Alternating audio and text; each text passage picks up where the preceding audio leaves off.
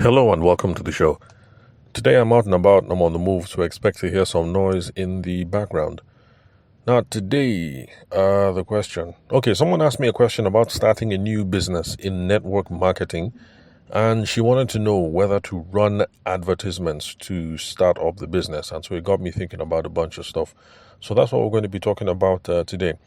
Are you starting a new business? Is the new business in network marketing? Should you run advertisements to get this thing going? And I also want to tackle the question of what is network marketing anyway? And especially that final question, what is network marketing? It's in this part in Nigeria, it's something that we we seriously have to consider because I think I was about to head into secondary school when my old man started talking about Tianchi. Yeah, I think it was Tianchi products and stuff like that. So, before Tianchi, I won't be surprised if there was some multi-level marketing, network marketing thing going on in Nigeria. But bottom line, Sha, is, my father got involved in Tianchi. I considered him a reasonably intelligent guy. He was a civil service guy, but still he bought and sold cement. There were some business things he tried doing, here and there. And I consider him to be a reasonably intelligent fellow. And looking back now, sometimes I get angry. Not just my popsy, but some of his colleagues and some of my uncles, people around like that. Sometimes I feel kind of angry, like okay, maybe my old man was swerved and stuff like that. But it's just one of those things. In this part of the world, some of these things are very new concepts. Network marketing, multi-level marketing, stuff like that. So most deaf, though people who are fraudsters, unethical people trying to take advantage of people, things like that. So I think it's one of these things that we just have to be sharp, and be bright about these sorts of things and be properly educated. Because to be honest, as a kid, secondary school, 90s, I've seen some stuff, some grown folk taking advantage of. I should put the responsibility on on my father and all those people who fell for that TNC thing. But anyway, Sha, I'm just saying it's something that we ought to pay attention to. So, yeah, those are the questions I'm going to be tackling today. If you're starting a new business in network marketing, should you run advertisements? And then what is a network marketing business? What's a genuine network marketing business so that folks will not fall for pyramid schemes and all these sorts of stuff? All right, now, this whole thing now about whether you should run advertisements if you're starting a network marketing business, I want to tackle it from like two dimensions. So the first dimension that I want to look at it is in recruiting your downline, because there are some people who believe in running advertisements to recruit your downline. So let's tackle it from that angle. And then the second dimension I'm going to look at things from is in selling your actual products. Okay, you know what? Before I go into these two dimensions, let me even define these things so that we know exactly what it is that we are talking about. Because I'm just assuming that if you're listening to this particular episode, that you actually know what a network marketing business is, or multi-level marketing. But either way, most of the times when you hear network marketing or you hear multi-level marketing, that's MLM. So whether you hear network marketing or MLM, most of the times people are talking about the same thing. So, in my own opinion, a network marketing business or a multi-level marketing business is one that involves basically you set up the business so that you take advantage of personal networks. How will I put it? Okay, personal sales distribution networks. Let me put it that way. So, in other words, people are going to try and sell a product using people in their personal networks. So you talk to your friends, you talk to your family members, you talk to your associates, talk to momsy, talk to auntie, talk to boyfriend, girlfriend, talk to everybody, and you're trying to sell this product using your personal networks. And then how you make money is you get your commissions on sales or you get your commissions on recruitment. So in other words, you sell some of the products, you make some money. You recruit some people underneath you, those people make some sales and you make some money. Now, that is how it's a business model. And so there are some genuine big businesses, like multi-billion-dollar businesses that are built on this model, like Mary Kay. So the first time I made a podcast episode on multi-level marketing and all that, this was one of the examples that I gave. Because if you want to enter the beauty space, it's a legit avenue that you can take advantage of. So the example that I gave was I think Mary Kay and what's his babe's name now? Kim Kardashian's baby sister. What's her name? It's not Chloe. Something Kardashian, Sha. Anyway, Kim's baby sister, because Kim's baby sister also does something similar to Mary Kay. Lipstick. Well, I know there's lipstick. Sha. I can't remember if she does powder and eyeliner and all that kind of stuff. So, two different models. So Kardashian's baby sis wants to enter that game, and she chooses to do it by being an influencer and influencer marketing basically. But then Mary Kay, of course, when Mary Kay started her own business, it's not as if influencer marketing was out there. So what Mary Kay chose to do was to do multi-level marketing, and the idea was simple. Now, for Mary Kay, it was also tied to female empowerment. That's the reason why Mary Kay only uses female agents. Because it's about female empowerment, and also, practically speaking, I don't know if boys are going to be very good at selling makeup. I don't know. I'm sure it's possible. So, since it was around female empowerment now, so that was the whole scope. Look, we're going to go out and we're going to recruit women within our own network. Women who it looks as if, they have some free times on their hand. Maybe you're a housewife or something like that. So, look, come and take this product. This product is good. It does this, it does this, it does that. It can help, and then you train the women. You give some of them credit facilities. They're able to buy some of the products. They become distributors. Then they go out and then they sell on behalf of Mary Kay. You give them sales training, and then they put money in their pocket from commissions. Then they now start recruiting people into their downline. So if a woman goes and she recruits maybe her sisters into her downline, and her sisters sell some product, she also takes a percentage on it as well. And so that's how it works. So it's a business model. It's a genuine business model. There are businesses who do things this way.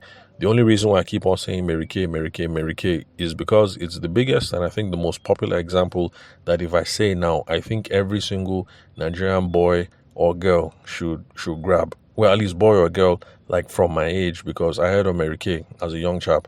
And my guess is, even if you listening to the podcast now, you don't know anybody who used Mary Kay, at least you've heard about it. And then there's some women, if you're a woman, maybe 35, 40, 50, I'm sure you may have used Mary Kay, when you were younger. So it's a business model. Individuals are going to sell through their personal networks. And then it's a matter of direct sales, because you're going to go and approach people one-on-one. This is not an email marketing something or whatever. Now, when people get involved in network marketing, what happens is that you are an independent distributor. What that means is you're not an employee of the company. So people who sell Mary Kay products, they are not being employed by Mary Kay. So it's not the same thing as Tara. Is it Tara? Tara Durotoye, if I remember correctly, because she also has her own makeup brand.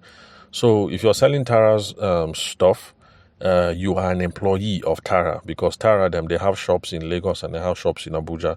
So that one is, you're an employee. But if you're selling for Mary Kay, you're not an employee. You're an independent distributor. So you manage your time. You're a contractor, more or less. Then, like I said, the dynamics involved are, you have to build a network and build a downline. The whole point of that is you're trying to increase your selling base. So if I'm selling the product and my commission is, 10K on top each carton of makeup that I sell or whatever, and if I have a downline, my own commission is I'm getting 1% of that, then, think about it. If I do my own sales and then I get 10K, on something, but then I have 10 other people and I'm getting 1K each of the whatever, then realistically speaking, I can double my income in a fixed period of time. So because it involves building a network, it now has a multi-level tiered structure, which is why people say multi-level marketing, because I can start and I can talk to Momsy, talk to my brother, talk to my boss at work, and then I now have 3 people under me. That is my downline. My brother might be really, really enthusiastic, and then maybe he talks to 10 people, and then maybe my Oga at work is kind of lazy and he only talks to one person, and then maybe Momsi is able to get maybe 5 people on board. So you can see the structure of the pyramid is now taking, the multi-levels is now taking shape. You have me at the top, you have my brother, Momsi, and my Oga at the bottom. And then my brother has now pulled in 10 people. Momsi has now pulled in 3 people. Oga at work has now pulled in 1 person. So 10, 3, 1, that's 14. So you can see that there's me at the top, and then there's 14 people at the bottom. And then I'm making my own commissions when I sell stuff. And then when every single person underneath me sells something, I'm also getting some money as well. So that is the multi-level tiered structure, which is the reason why some people say network marketing, because, well, after all, it is a network. And some people say multi-level marketing, but usually it means the same thing. Now, the reason why I'm going through all this now is because I want to beg, not beg at a beg, because like I said, it's something that makes me very, very angry, because I've seen some very intelligent fellows in the 90s with 2000s with Tianchi and all those other products that came out. And it's something that vexes my soul, I won't lie. And these things just keep coming and coming and coming and coming. I don't know why they think that, Nigeria is a ripe ground to come and be starting all this rubbish. So, there are lots of pyramid schemes that are going on out here. And this is how you tell the difference. I've said it on lots of other podcasts, and I'm going to say it again. I'm going to repeat again. By the way, the lady who asked me about this thing, she's involved in Oriflame business. I haven't done any research into it, but from the Oriflame people that have been reaching out to me, okay, it looks like this is a genuine multi-level marketing thing. Because genuine multi-level marketing businesses, they have an emphasis on product sales. There is something that they are selling, whether it is toothpaste, whether it is cream, whether it is makeup, whether it is water purifier, whether it is wristwatches, whether it is, I've even seen one of them that sells academic courses. That is recruitment into Swedish universities and things like that. I mean, there are different kinds of multi-level marketing schemes that are out there, whether selling products or whether selling services, because I think education is more like a service. If you're selling for people to go for master's degree and stuff like that. So yes, there are some businesses that's how, some higher education, that's how they promote themselves. So if you can get, 20 people to sign up for master's program, each person is paying 30,000 euros, then your commission is now going to be, X amount. But bottom line is, if it is a genuine multi-level marketing thing, or if it's a genuine network marketing business, there is going to be an emphasis on product sales or service sales, as in all of us will be selling something on which all of us will be collecting some percentage of something. Pyramid schemes, on the other hand, their own is just shamo, they recruit. The emphasis is not on the thing that we are selling. The emphasis is on how big we are getting. That's one of the differences. That just they recruit. Anyhow, just they recruit. Each person that you recruit, you get 5K. And then somebody does the math and they said, okay, let me recruit 10 people every single week. If I can do it like that, by the end of the month, I can get 200K clean. But of course, you can see this is where things get kind of fuzzy. You set up something, it looks like there has a product. Anyway, bottom line, shall just do your due diligence. Keep your eyes open, keep your eyes peeled, be sharp. But that's one way of telling the difference. MLM, network marketing, they have a product that they are selling. All right. Now, back to the main question now. I'm sorry for the detour. I won't lie, this thing pains me to my marrow. Because we moved house recently, so I was packing some of the stuff. So I saw some of Popsy's paper, and when I saw the Tianchi thing again, things just make me vex, as I was thinking. Anyway, so what's the question, Self? So should you run advertisements if you're going to start a network marketing business? So I was saying that we'll now tackle this thing from 2 dimensions. So number one, your downline now, the people that you're going to recruit, should you be advertising to recruit those people? So in the example, you saw how I said that I'll go and talk to Momsi, I'll go and talk to my brother, and then I'll go and talk to my Oga at work. And then 3 of them now join. So should you be using advertisements to try and recruit people into your downline? So that is number one. Then the second dimension is to sell the actual products now. Should I be using advertisements, whether Google or Instagram or whatever? Now, on this thing of recruiting your downline, like in my own case now, if I talk to Momsi, I talk to my brother, I talk to my oga at work. Traditionally, this thing is about personal networks. So people that you know one-on-one that you can go and talk to and get them to see the light, and then you bring them on board. So traditionally, that's how it has been. Personal networks, your friends, your family members, your associates, people in church, people in mosque, members of your market women association, members of your full gospel businessmen association, whatever it is. There are some people who try to run this thing using an advertising strategy. You set up your Instagram account and then you start putting out content and you start advertising so that people who see your content and people who love you and all whatnot will now join and be part of your downline. Yeah, there are some people who do that. I haven't seen it done in Nigeria. I know of people who do it in America. So yes, theoretically it's possible. However, if you're going to use an advertising strategy to build your downline, just remember, traditionally, people talking about AIDA, which is attention, interest, attention, interest, desire, and then action. So what that means basically is you're going to be using a content marketing strategy to create attention around you and around the idea, to try and stir up interest around you and around the idea, try and stir desire around you and around the idea, then try and get people to take action around the idea and around you and then join your downline. If you're going to do content marketing and if you're going to do an AIDA play, attention, interest, desire, action, just know that this is a long-term play. You cannot do AIDA or content marketing and expect immediate results. So if you want to use advertising to do the whole thing for you, because let's face it, you have to use AIDA first and build a community online first before you now start sending out advertisements to people. Because let's face it, you're going to send advertisements to someone, they'll go and check your Instagram handle and they'll see that you only have 3 posts and you only started 2 weeks. Like, who's going to follow you?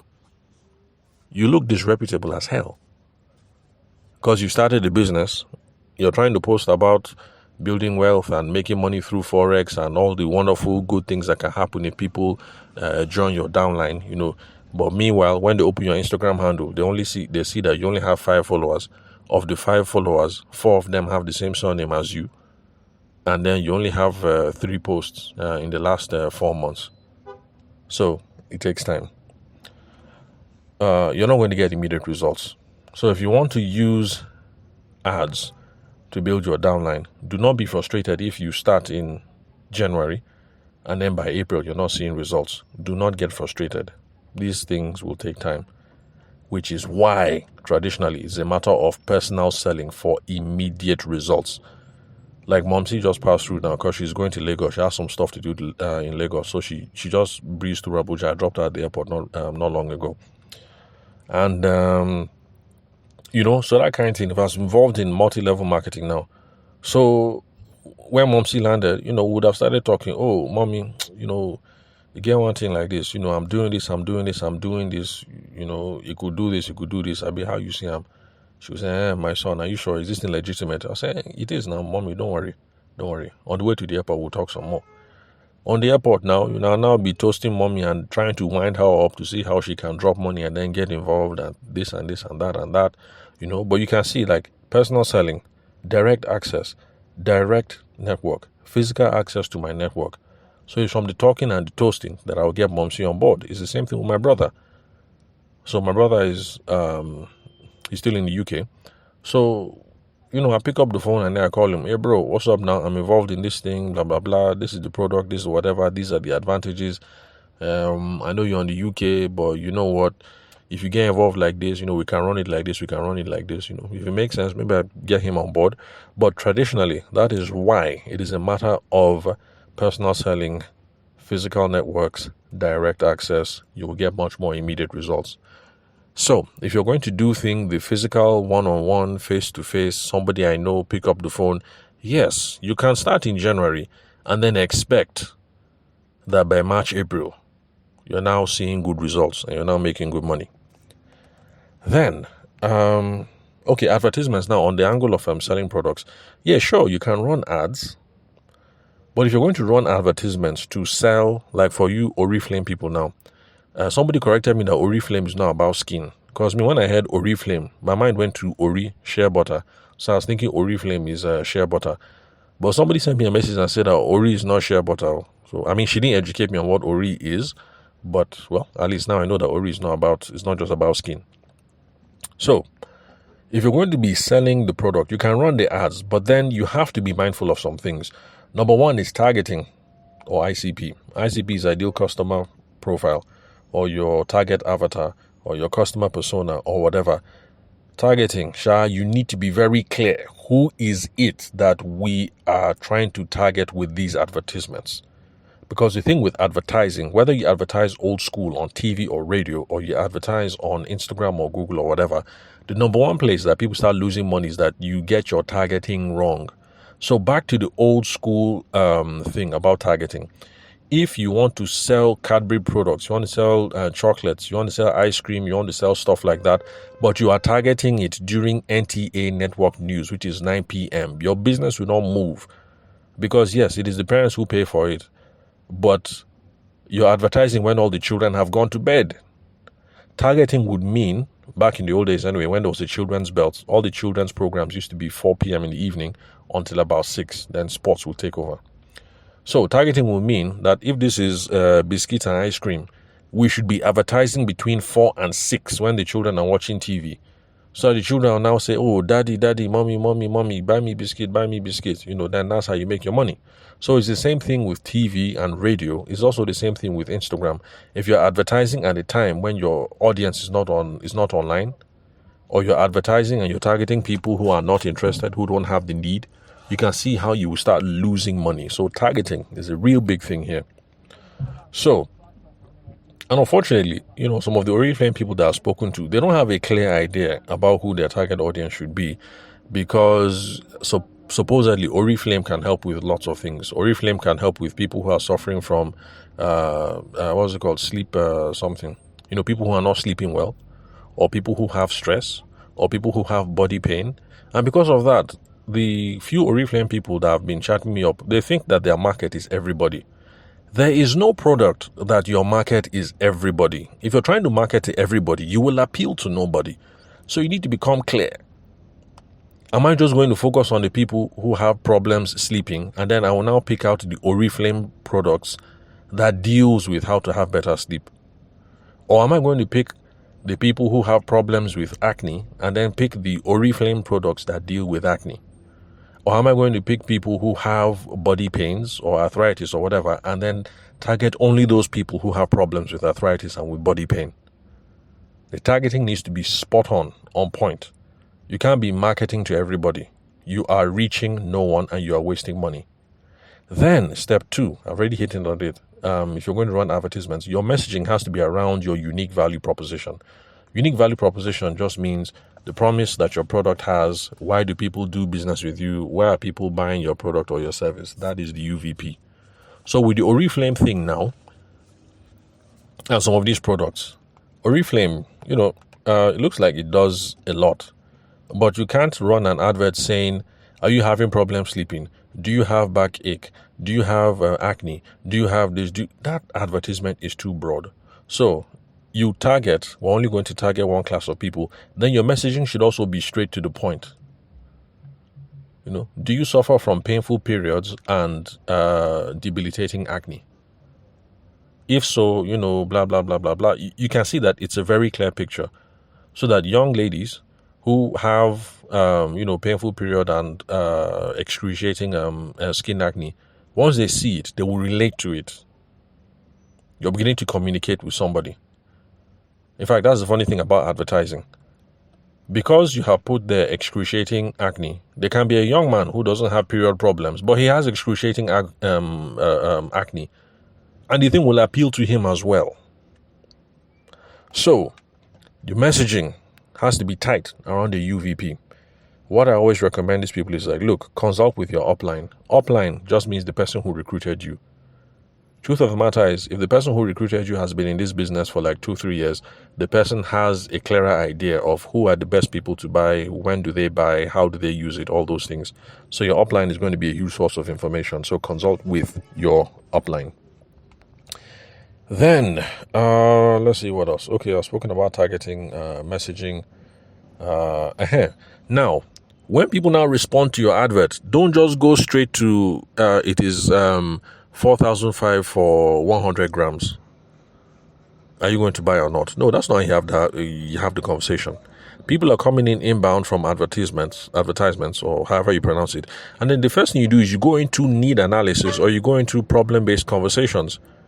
Someone says, I saw your advertisement on blah, blah, blah. How much? You say, first of all, you need to look for ways to slide into need analysis. Oh, thank you very much for reaching out, ma. We have a number of products which cost anything between 4-5 per 100 grams to 12K per 100 grams. But before I give you a specific quote, we need to have a conversation. Let's know what problems it is that you're trying to solve. How bad is it, blah, blah, blah. And, then we can start talking numbers and make a definite recommendation. So, that's the kind of scope. Bracket so that people have an idea of a price, so that the person who wants to run will run. Because some people will hear 4,500 per 100 grams. And the person will say, 4.5 for just 100 grams. And then they will ghost you. The people that ghost, no problem. Let them go. It's too expensive for them. The people who think, okay, it sounds all right, they will continue to follow you. The people that are following you, then continue talking with them. But then go into need analysis. When did your acne start? When did your painful period start? What did the doctor say? What other drugs have you tried in the past? How have you been managing this, and managing that? You ask all that history first. It is now then you will know that, okay, this is the product I will recommend. This is the product I will recommend. This is the product that I will recommend. And besides, when it comes to these sorts of things, you better ask these questions anyway, because, this thing with all these drugs and whatnot is, plenty side effects. Because one of my cousins, my small cousins, decided to get involved in this sort of thing. She sold somebody something, and then the person used the thing on the baby. The baby ended up with serious irritations, and next thing, the baby was admitted in the hospital. And they were talking about police to come and pick my cousin up and stuff like that. The only thing that saved my cousins was that my cousin had mentioned time and time again, this thing is to be used for adults only. This is not the baby version. And of course, some other people had heard of that. So... Anyway, let me not scare people away from these sorts of businesses. But that's also another reason why you do need analysis. So you don't go and recommend the product that, somebody will take it and then the person's life will be changed forever, and not in a good way. So when people now respond to your adverts, it's a matter of going into need analysis or problem-based conversations when people DM you or when they email. State a price range, so that, we all are sure that we're on the same page.